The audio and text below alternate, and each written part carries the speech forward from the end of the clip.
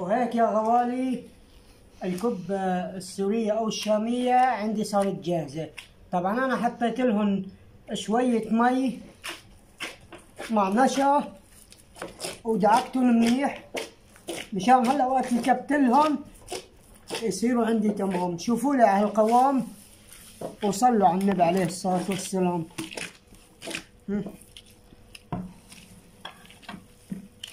ما شاء الله بتتاكل أكل بدون حشوة بدون أي شيء.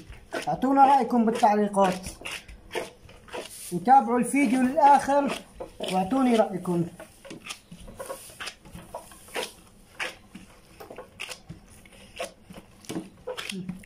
ما شاء الله صارت عندي كرة.